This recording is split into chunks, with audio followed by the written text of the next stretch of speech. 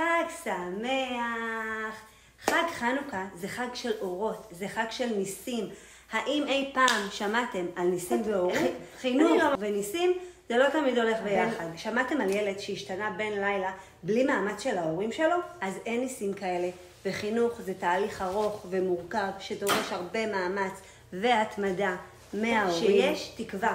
ותשאלו איך אני יודעת, כי אני יצרתי את קורס ההורים, שבו אני יכולה לעזור לכם ליצור קשר מדהים עם הילדים שלכם. לדעת להציב גבולות בצורה ברורה, כי גבולות יוצרות סדר בבלגן, ולהכניס ביטחון לילדים שלכם.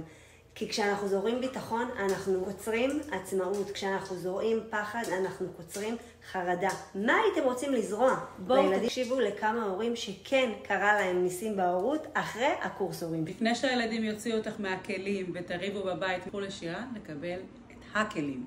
כי היו אתגרים בבית. הכלים שאת לימדת אותנו, הם מלמדים, כל יום אנחנו משתמשים בהם. מאוד מאוד מרוצה. אני ממליצה על הקורס, זה קורס שמשנה חיים. הייתי עונג להשתתף בקורס הורות. כאן קיבלתי המון כלים שעוזרים לי בחיים ביום-יום. הייתי להיות נוכחת, תקשיב, לנשום, לקבל החלטות. או שינויים סביב הערכים שאני מאמינה בהם. שפיצה מהממת בתהליך אישי עם המון הבנה והכלה ומקצועיות.